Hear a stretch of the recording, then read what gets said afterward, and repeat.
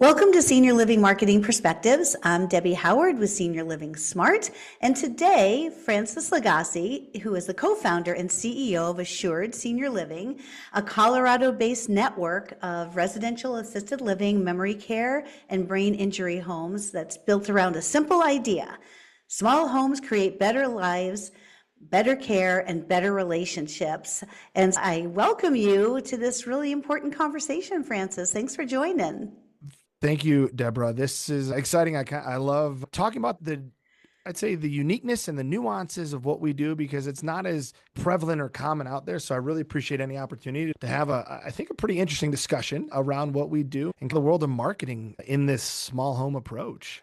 Yeah, absolutely. We're going to dig into all of it. And I think why don't we start with kind of the small home model and how it's evolved? Because I think there's still a lot of misperceptions out there that it's a board and care, you can't scale it, operationally it's different. And how have you evolved the definition of your model and how have you scaled it? Maybe talk a little bit about your growth and where you are today. Yeah, so it's really it comes from the place for us is that one, we started in home care back in 2010, and we just realized the importance of hands-on care, that ability for that one-on-one ratio or that one-on-one care component, right? One caregiver for one client, patient, however you phrase it, right? But then we knew it wasn't really sustainable given the kind of the way we were moving. In 2013, we built our first residential care home from the ground up, essentially, right? It was a ranch style home licensed for 12 people, had 9 bedrooms. So we had a couple shared rooms in there and about a 5,000 square foot house and all focused on memory care. Though we kind of always thought memory care it was an afterthought in a lot of larger communities. And this is where we wanted to make it focal.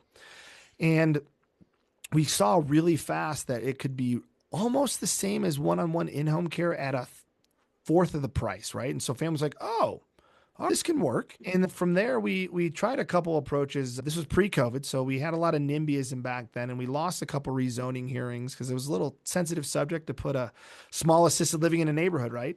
Yeah. And so we lost a couple rezoning, but then we did a couple of acquisitions of smaller operators and kind of rolled them up together. And that was really powerful because we were able to get a bigger footprint and really start to showcase to the community from some scale of, wow, that's really intimate care. Your staffing ratios of 1 to 4 is unheard of. And you can kind of work with someone who has some pretty challenging sundowning and these things because we're smaller and calmer, right? You don't have the chaos of a big building, right? And that was been really powerful for us. So today, through both organic as well as acquisitions, we're up to 32 homes serving just under 300 residents. We have 3 different kind of types of homes, and one is secured memory care. We work on those really more advanced Alzheimer's and dementia. The other is that assisted living. I call it the memory support, some cognitive things and maybe some other physical issues. And then we also have our brain injury or supportive living program that are able to work with younger, older, anybody that's living with some form of either acquired or traumatic brain injury. So things such as strokes, maybe some sadly brain tumors, maybe some accidents from car accidents and things like that. So we've built out a really unique model that can serve so many wonderful people in the state of Colorado. And it all stems from the desire to have intimate staffing ratios with really personalized care. Yeah, so let's talk about the challenge of marketing, right? So, how do you get the word out and differentiate and find your positioning within that market? That's honestly that's probably the one thing that keeps me up the most at night is figuring out how to stand out in the sea of just the commonness, right? We really are trying to find the right way to stand out from Mhm. how we showcase our care, our services, and our beautiful homes. I'll plug you guys. We've been with you now for 5 years with Senior Living Smart. Miriam, our main person there, or I guess our project manager, our cart who does it all. Her and I have always, and Stephanie, our COO, we always throw different ideas at the wall. We've had some interesting successes with what do you call it, webinars, where we've done some webinars on education. That's been helpful, right? Because they just educate on our model. Because what we don't have in the small homes is we don't have that big, huge sign out front. We don't have a lot of drive-by traffic. And that I think is a tough for us. So we have to really look at what we're doing on the web. And we do a lot of work with you all when it comes to our Google ads and Facebook ads and things like that. But for us, it's always hard to how do you balance out that messaging that makes you stand out in this aging care space, but also has the right differentiator. And it's a constant refinement. We meet every 2 weeks to move this, massage this, because it's a constant battle to get our brand out there for what we do in a positive way. Yeah, and unfortunately, Google barely understands senior living in general as a Yes. category, where they really Yes. just they don't get Yes. what we do, which is why we have so many restrictions around Mhm. being treated like real estate or being treated Correct. like healthcare. But now you niche down even more into a small home model, and Mhm. they really don't get it. And so I'm sure it's challenging to know where they're going to serve up your ad, Mhm. who is your audience. So how do you do audience and targeting refinement to help Google really understand your unique persona? I think a big part is that we've always looked at our current families, right? We've always go off for current families and who's been part of that decision-making factor. More times than not, it's still traditional. It's still that eldest daughter. The other piece that we add in is we have found that about 50% of our residents have come from a larger, more traditional community. So we have Hmm. added that metric in there and done some geofencing around more traditional communities that might be looking for an alternative solution, more affordable solution. People don't realize that in Colorado, we are typically anywhere from $2,000 to $5,000 a month less than our larger, more traditional institutions. And so we've been doing more things around pricing to kind of grab that attention. We've done some geofencing really around some larger communities that are people that want curiosity about what else is out there. We've also done some focusing when it comes to refinement of messaging around the care. Someone that's more heavier care, one person assist, right? Maybe that two person assist. So when we do marketing, we focus on what care does that person need. We're not selling a restaurant, we're selling intimate staffing ratios that can support very high care needs. Yeah, and it's interesting that half of your move-ins come from the larger Mhm. communities, but honestly, I'm not that surprised because having worked mostly for those larger providers my whole career, there was always that moment when a resident who had been in assisted living needed to make that move. They weren't being successful anymore and they were beginning to isolate, not being able to self-navigate through their day. We just knew Mhm. that they'd be better off in a smaller Mhm. environment, that smaller neighborhood.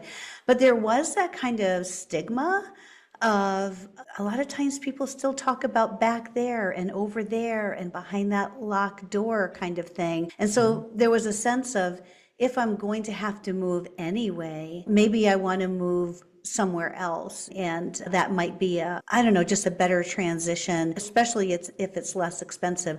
I wonder, when people do move out of the larger traditional senior communities, what are their reasons? Do you hear that kind of Mhm. thing? A lot of it is mom's been left unattended in a room for so long, so she's almost self-isolating, right? That because what people don't realize is even in a 100-bed community, you can still be lonely and isolated, right? Because you can be in your 600, 800 square foot studio, one bedroom, and if you're never leaving that apartment because you're not self-starting, you're going to have the same issues that if you're staying at home in a single family home, right? Your loneliness and isolation is an epidemic among our older adults, right? It can happen anywhere. And I think that is what we hear a lot of. We also hear my mom needs more hands-on care. They don't have a good enough staffing ratio where my mom only gets one shower a week and she really needs three, right? The other is I just don't feel like mom's getting the personal attention. The staff turnover is super high. I don't ever know who's taking care of mom. Some of it and more of it lately has been price dependent. We've heard a lot more of that being price dependent, of trying to make the dollar stretch longer, right? So if you're thinking about if you're spending 10, 11,000 a month and all of a sudden you only can need to spend six, you might have added several years to that private pay fund and you don't have to worry about Medicaid. But the beauty about our model too is we're structured that we never kick families out because they can't pay. So we are able to accept Medicaid and the PACE program or InnovAge in Colorado. So that's one thing we've always made an honor to is in almost all of our situations, we've been able to find ways to keep people on a low income program, which a lot of the larger communities can as well. So that's been a bigger, I'd say the last year and a half, families have been asking more about what happens when we run out of money. So finances are Yeah. becoming a bigger issue as well. Those have been the biggest things for us. And it's been eye opening. But what breaks my heart the most is when a family goes, gosh, I wish I would have heard about you guys earlier. And it's, oh, that hurts. Yeah. That hurts a lot. That's the one you're trying. Then I sit there scratching my head going, okay, what now can we do differently so that we do get to that group before they move into that more traditional approach? And that's where the path we've been on now is figuring out how do we catch that family so they don't need to make that extra move. Yeah. And I think it's probably a more natural move to kind of come in if somebody already has memory care to that smaller environment that's easier to navigate, and Correct. socialization maybe is different, right? It's Yep. more that personal touch rather than those large, Yep. those big group gatherings and things Yep. like that. And families Mhm. just sometimes don't know, or it changes Well, over time slowly. and I think families don't realize that even in a traditional 60, 80, 100 bed community, the odds of your loved one interacting with more than 6 to 8 people is probably on the low side, right? So you're still forming your intimate cliques in Mhm. anywhere. And we already just set that up, right? We have 8 to 10, maybe 12 in a community or a home. And that's your functional family. I always like to say it's more of a functional family because we do the family style dining. We have that intimate group stuff. We still go on outings. We do group activities. We do all those things that people think you can't do. And I think one thing that we run into that hurts us the most is the stigma around that one mom and pop operator who did a bad job. That labels Mhm. the entire industry of, oh, a group home, or, oh, board and care. It's like you see this, I just can't do it. And I think Mhm. that's the thing that we've proven is we've professionalized this space, right? We've made this space where we're professional operators in this industry, right? Yeah. We're not a mom and pop. We've got a great COO who's been in the industry for 25 years. We've got an amazing regional director of operations. Stephanie is our COO. Lisa's our regional director of op. The two of those two team members care deeply, not just about how we are as a community or communities, right? But how we take care of not only our direct care team, but our residents. Our big philosophy here at Assured is our residents and staff are like 1A, 1B, right? The better we take care of our staff, the better they take care of our residents. The happier residents are, the happier staff are. And our team lives that every day. And what's really awesome is in our small model, we can do that very easily, right? Mhm. It's Yeah. pretty powerful. When you have two leaders like Lisa and Stephanie, it really resonates throughout the whole industry, whole team, right? Where they Yeah. all live that, where we just take care of our direct care team and our residents to the best of our ability.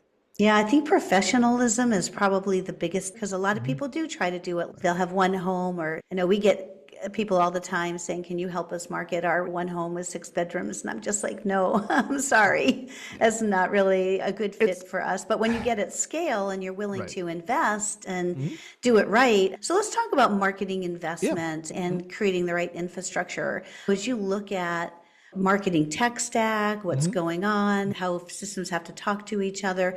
What have you chosen, or what are your Yeah. kind of must-haves and then nice-to-haves from a marketing tool set? So I think our must have is our website, right? Which we just did a redesign with you all, which I think is a game changer, right? Because we have 32 homes now. And I think it's really important that flows, right? It can be, if we don't do that right, and we laid out the actual addresses, it moves now. We can geolocate based on where you are from our addresses. That now shows, oh, I've got one right in we've had more calls recently of, oh, I think you're right in my neighborhood. I could Mhm. walk to your house. I'm like, yes. Oh, so we've had more of those happen because when we redesigned the website, in the last 6 months with you Yeah. all, we were trying to be hyper local and showcase, oh, there's one right in your neighborhood. Oh, that is really cool. So that's, yeah, I think number one is a great website that has more visuals than text. Cause I think is really important, right? Yeah. And so I think it's worth it to spend, I don't know, a large sum of your marketing dollars on a really well done website that enhances the user's experience to make it more simple to navigate, right? So they get the information faster without having to search through multiple pages. Obviously, the second one is great landing pages, right? Which we've integrated HubSpot, right? We love Yeah. HubSpot.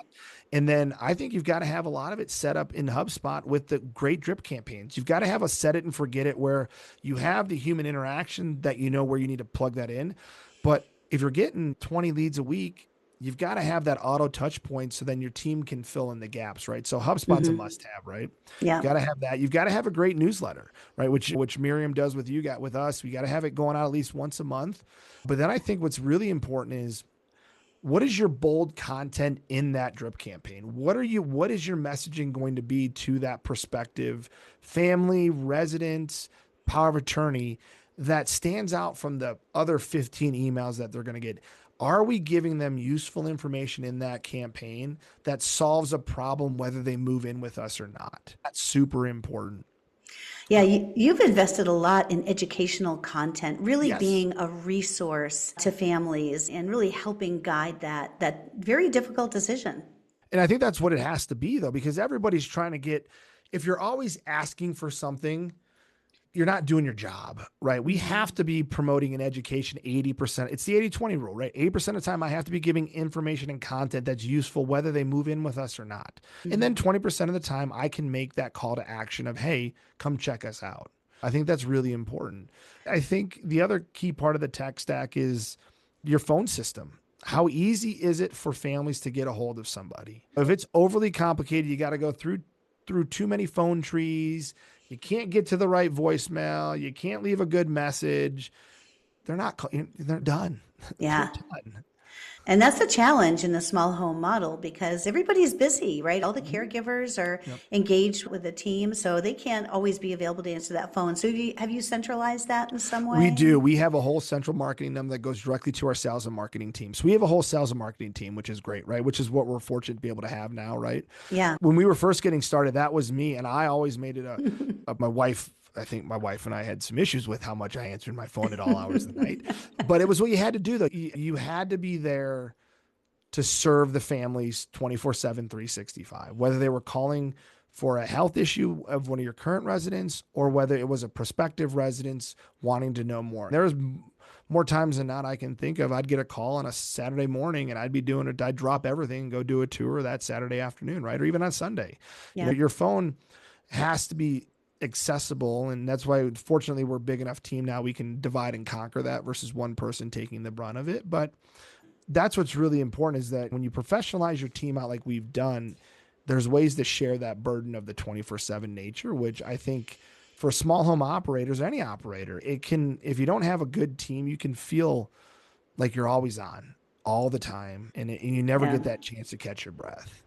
Yeah, I'm glad that you centralized it because the latest statistics show that only 30% of sales intent phone calls are able to reach the sales team in a traditional big box store. They get in voicemail and 80% of people drop before they leave the message. And that Yeah. personal touch is just so important. And that is an advantage to being a little bit smaller is that you can answer your phone and have those conversations. And it means a lot. We do a lot more over text too now. I should mention that. I think having a good text program, I've talked to Miriam about this too, is adding text campaigns in if families opt into that, right? Because versus Yep. email campaigns, right? And I think that's a whole interesting frontier that we're moving into is that whole text campaign stuff because there's been more families that you do that initial phone call, right? And you follow up with a text and they point blank say, I'd much rather text than talk to you. Like, Yeah. okay, we're going to do it over text. And so Yeah. you answer questions and all of a sudden you set up a tour and then boom, you're good to go. So, Yeah, and luckily HubSpot has that, all yep. the Oh, yep. text capabilities. And Right. I do think it's combining touch points with family members. So texting even before a call, like I won't answer my phone if I don't know the number. But Agreed. if somebody sent me a text and say, hey, it's Francis and I'm calling from Assured, I'm going to give you a quick call in a few minutes. If you see an unfamiliar number, I'm going to be much more likely to pick that up. And you can automate all of that. So Correct. That's what's the cool part is we continue to evolve that is looking at that automation. And I think it's really important that you start to use automations and where you can augment talent, right? Because yeah, that's what's so important. That can lead us. I think it's a good segue right into I am a huge AI proponent to augment, right? I don't think we're at the point of replacing people yet. You never know. yeah, But at least augmenting our skill sets with tasks that can be augmented appropriately can huge positive impact.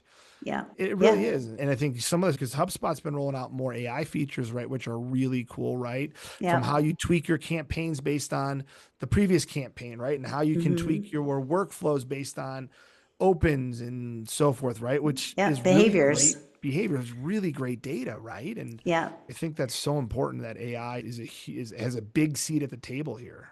Yeah, HubSpot just released 2 weeks ago their AEO grader, which really, if Miriam hasn't shown it to you yet, ask her to show it to you. It just kind of came out, but it really takes a look at how often you're cited and what are the topics. It takes a look at your competitors. Uh, And I think what's interesting about AI is Google does not understand senior living, and it certainly doesn't understand residential small home model at all. So they're going to lump you in together with the big providers. But I Correct. think that we do have an opportunity to train AI to Absolutely. understand, but we have to be really intentional about creating that content. So FAQs, what's the difference between how does a small home model handle this versus a traditional senior living, having pillar pages about it. If we write the content, I think we do have more of an ability to influence AI, who's always learning and always consuming, than historical Google that still just doesn't get it and thinks that we're real estate. Yeah.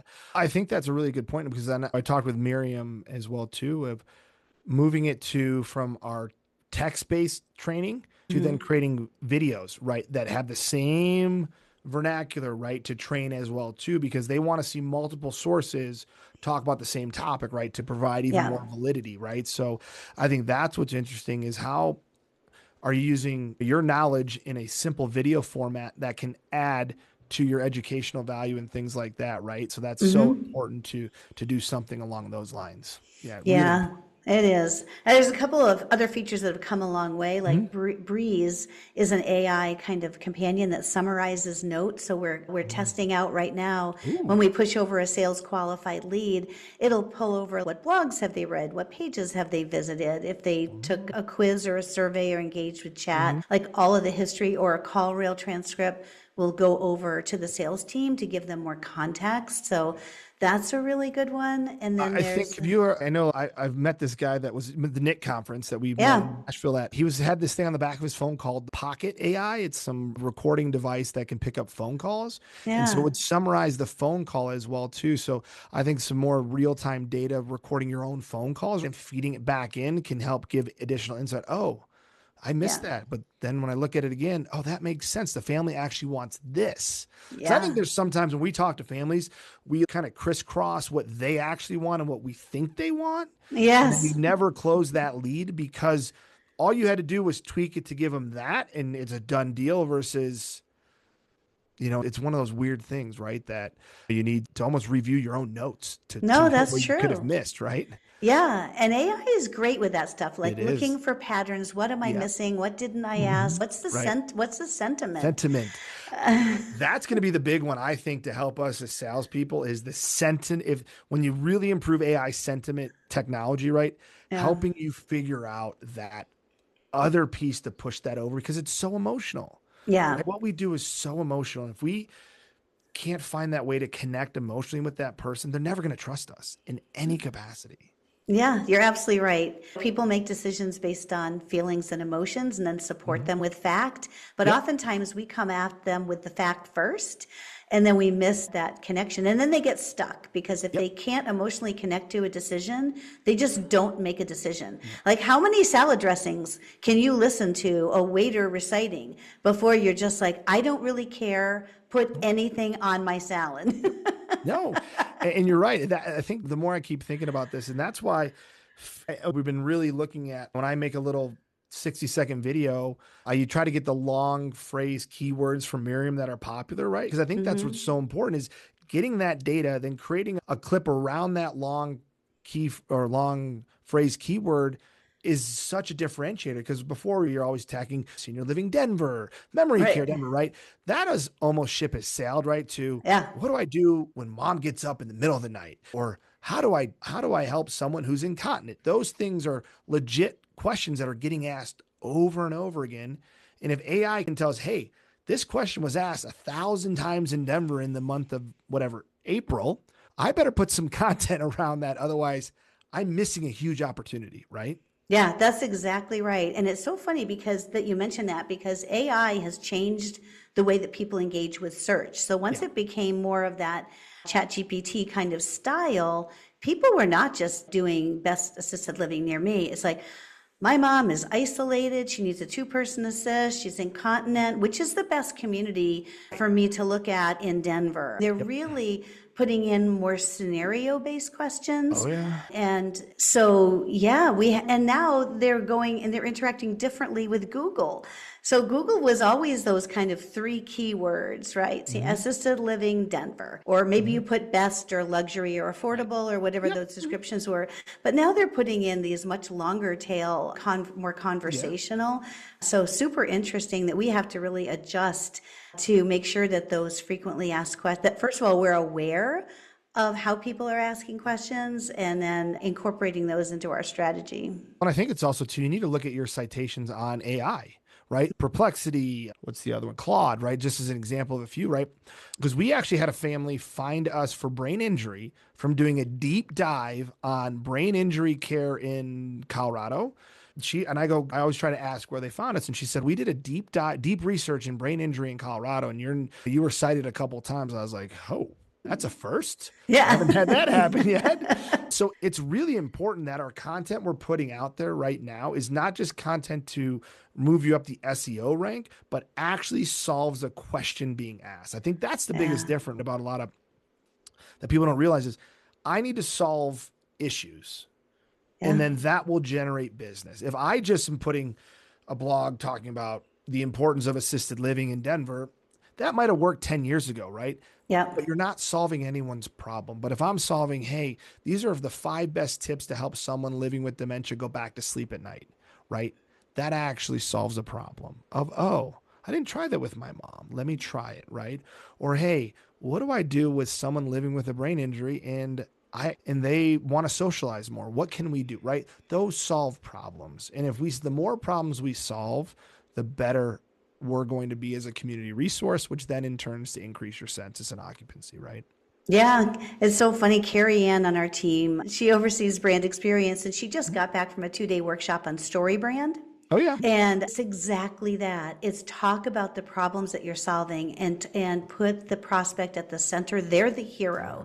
Correct. And it's that pivot of, you can spot an old website a mile away when all it does is talk about them, the brand. The brand's the hero, the brand's at the center. This is why you should pick us. We're so good. We've been around so many years, blah, blah, blah. Nobody cares.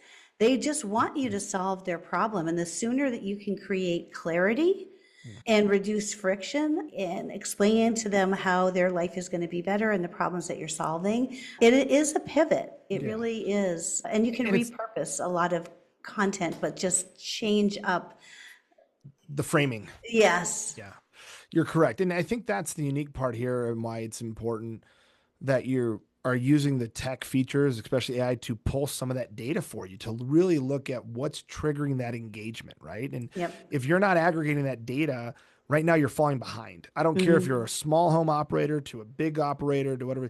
Data right now needs to be part of your tech stack, how you not only collect it, but actually how you analyze it as well too.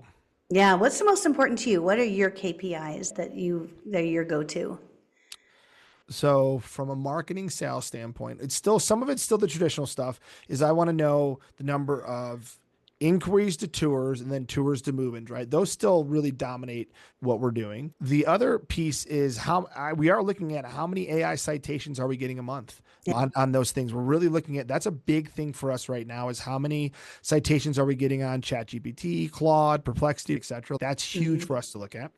The third one is, are any of our long key words or long tail phrases hitting? And if they are, which ones are hitting, and then trying to figure out why? Because I feel like that's the route we're moving into is long tailed questions with really good educational answers. That's going to start separating your higher ranked organizations from your lower. And I think those are the 4 big areas I try to look at right now. Yeah, it's like that. And it didn't go back that many years, but that book, They Ask You Answer, it has not been more relevant than today because websites are really turning into answer engines more than anything. Let's switch gears a little bit to social media. You talked about emotion and connecting with people and showing the care. What are some of the most effective kind of social media type of campaigns that you see really resonate? So we've done a lot around, we do a lot of short videos right now on Instagram. We're going to move a lot of that content over to TikTok as well too, because that's really starting to run, right? Yeah. TikTok. Facebook is really good as well too, right? Just anything that we can keep it, but we're obviously it's keeping it under probably 90 seconds, if not 60, even close Yeah. to 45, right? It's really solving about something we're doing for the community has been really well. We do once a month, we host a dementia friendly night, which is a dinner for anyone living with dementia and their family, their person, their loved one, their spouse to come just socialize with other people living with it. Everything's covered by us from the food cost, so there's no cost for anybody. But when I put those videos out highlighting what's coming up, and what that seems to really engage well with the community because people are looking for just to break that the normalcy of being stuck in the home essentially with a spouse living with that diagnosis or that mom or dad. That seems to be really when it's authentic and it's true about what we're doing and why it seems to have huge impact. Other things are tips and tricks around how you work with somebody living with the dementia. Any of those little tidbits that family can take away to use themselves has been huge positive responses in the number of views and likes and things like that. The education for solving a quick little challenge for someone to, as a caregiver, a family caregiver, is really a very topic that we try to strive, and I try to put some decent content around that. Yeah, that's awesome. And as you look at the future, because I always feel like marketing right now is like the Jetsons, like everything's changing so quickly. We're looking at building talking websites. We're like looking Yeah. at so many. The AI voice just isn't quite there. We're It's close, close. though. We're It's so close. It's close. close. And then we get close on the voice, and then we try to get it to fill out a form, like to schedule a tour. Not And yet. then we can't get it to understand I think about that a year. We might be only a year or a year and a half away from close. that, though. That's where we want to get to. We're trying to get to not only being able to answer the questions, right? Because I think there's some very good solutions out there, whether it's just an AI chatbot. It's all about the training, right? But also just being able to call in and have an interaction. But it's the conversion step of getting them to be able to take the contact information and take that next step and schedule the tour. It's not quite there yet. But as you look at the future, what is some of the things that you would love to do in marketing that maybe is kind of future state for you? So really finding ways to replace any of the tasks that humans currently do through AI and letting humans do the tasks that really connect with the families, right? Because at the end of the day, I need to make sure I don't want to be bogged down with data entry, with doing things that AI can do. I want to be able to spend that amount of time with families. That's why some of these note-taking things are so important. I can record that during the tour, right? Some of the things that can be really powerful. So I can just focus on what does that family, that person need us to do to free them from what they feel is this kind of wheel they're stuck on. And the first thing that comes to mind is just improving the drip campaigns, right? To make them more connected, more lifelike, more engaged at that two-dimensional level, right? The other is how can I start in producing better video content quicker, faster, that really meets the demand of what the consumer needs, right? Yeah. But make it authentic, not scripted per se, but make it really where it's authentic and not robotic, right? In that capacity. The other is improving just how quickly we answer phones, knowing this number is an actual lead. It's not another marketing sales call, right? It's not a call from someone selling us a product, right? So we know we have to answer that call now, right? Shortening that time to lead, right? At the end of the day, it's still time to lead, right? Get to the lead. So finding ways to almost highlight the lead that we have to act on now in a way that we aren't even thinking about it today. So really finding ways to improve the speed to lead through through systems, right? Yeah. So that our team can be freed up to spend the time with the person, with the family, with the resident. Yeah. At the end of the day, that's all that really matters. Yeah. That's it. Doesn't matter if you have 12 beds or 120 beds, Right. right? It's all spending more time with quality interactions Correct. with the families and with the residents. Yeah, this is all great stuff. Do you ever get any professional leads? Are you finding outreach is effective? Or are you still finding that digital is your main source of tours, deposits, and move-ins? So right now it's still been a lot of we get a decent number of family referrals from families that have already been in our care. We do get the profession in Colorado is kind of a weirder market right now. We're getting a lot more before this big boom of local placement agents. Right now, a lot of discharge planners, right or wrong, from hospitals, skilled nursings. They give it to a placement group and they kind of run with it. So our professional leads come more from placement agents now than they did years ago, where it was the actual social worker themselves, right? Yeah. So we see a ton of that when it comes to placement agents, both the online presence as well as the online agents, as well as the local agents as well too. But we don't get as many as we used to from those case managers, discharge planners of hospitals and skilled rehabs like we used to in the past. It's kind of shifted in that market for right now, but everything's cyclical, I think, as well too. Yeah. Yeah. And I guess the last thing is that I'd like to kind of dig into is local search, because you have Yep. homes around that kind of metro Denver, kind of north south. So what's your strategy for really digging into, the good thing is you don't have to dominate the entire No. state or the Correct. entire country. You really need to have your search organically, really focus on that metro Denver area. What are some of the strategies that you found have been really helpful? So really having awesome GMB, Google My Business pages, right? Really enhancing those with good FAQs, good pictures, photos, videos has been awesome for that. And then really being hyper local when it comes to even mentioning the HOA that we reside in, or the neighborhood that we're in, or a tight radius around downtown Castle Rock, right? Really making it super focused on that 5 mile area, that over different parts of the region that we're in, right? Because our region, we really go from Castle Rock to Arvada, which is only, as the crow flies, 50 miles, give or take, right? And so hyper local even there though. Arvada brain injury, our Castle Rock Castle Rock memory care, right? Super local in those areas that we're not competing against the big ones for Denver Metro or Colorado, right? It's really being focused on your strings that are specifically to your neighborhood or your area even. We even mentioned the neighborhood that we live in and the streets we're on, right? Because that can resonate with locals.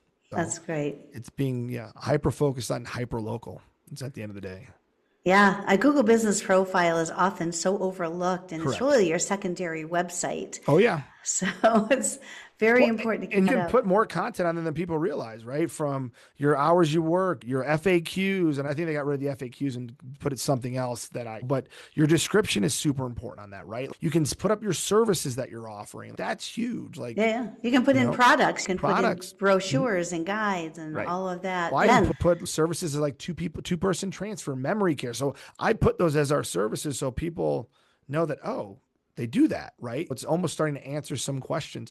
I also think too, which is often overlooked, is recruiting your families to give you reviews and then making sure you answer those reviews with more than one word of thank you. That is so important, is I think people don't understand that is a great window for you to add a paragraph or two about what you do and why you do it in this context for that family, and really personalizing that response to that family, but also highlighting what issue or problem you potentially solve for that family. And so now those key words are also tied back to your GMB, right? So that's huge.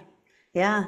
And boy, Google really looks at the number of reviews, and the fact that you've taken the time to personally respond. Correct. Those things are so important. It's authentic though, too. At the end of the day, you have to be authentic, right? If everything is just robotic in nature, you're not really connecting with what matters, and that's the people you care for. Yeah, no, that personal touch is so important. Sometimes we get clients that say, can't you just turn on some AI response to reviews? And I'm like, why would you want us to? It's never going to be better than when it comes from a human being authentic, to your point. Correct. Yeah. Because you have to show the love and compassion, because at the end of the day, we're taking care of someone's mother, father, husband, wife. We're taking care of their best friend, essentially. And if we can't take the time to show the gratitude and appreciation for the trust they've given us, and this probably isn't the business for you to be in. That is the perfect drop your mic moment, Francis. All right, fair enough. All right. It's the truth, though. I'm just thinking about my grandmother, my parents. It's just so important that we show the love to each other, right? We have to. Yeah, that's why we're in this crazy business we love. Francis, thank you so much for sharing your senior living marketing perspectives with us. If people want to get in touch with you, we'll make sure in the show notes to have information. Yep. But you also have a podcast, so I want to give you an opportunity to plug that as well. Yeah, we do have a podcast. We haven't been doing as much. It's been a little busy lately, but it's Mavericks of Senior Living, where we kind of focus on some people that are pushing the envelope when it comes to just the creativity in the space around that age tech and new ideas that are trying to shape it. Because as we can all agree, the way we're aging today isn't going to be how we age tomorrow. And I think it's really important we start challenging ourselves to not be comfortable with what we have in the marketplace today and see what cool things we can create for that next and current generation of agers. Awesome. We'll put that information in as well, and Awesome. hopefully people will reach out to get more information. I know you're always very generous with your time, and thanks so Absolutely. much for joining today. Thanks, Deborah. It was a blast. I really appreciate chatting with you, and I really appreciate all that Senior Living Smart does for us. Really, I think we've had a great relationship, and it's really helped us continue to grow. Oh, we appreciate the partnership. Thanks so much. Thanks.